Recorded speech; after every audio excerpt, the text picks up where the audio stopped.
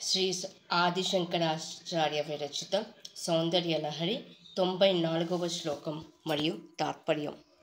కలంక కస్తూరి రజనకరబింబం జలమయం కలాపి కర్పూరై మరకతకరండం నిబిడితం అతస్త్వద్భోగేన ప్రతిదినమిదం రిక్తకుహరం విధిర్భూయో భూయో నిబిడయతి నూనం తవ కృతే.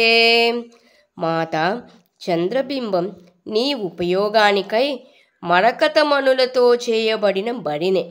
అందులో కలంకంగా కనబడునది కస్తూరి, జలతత్వమే పన్నీరు, కలలు పచ్చకర్పూరపు పలుకులు.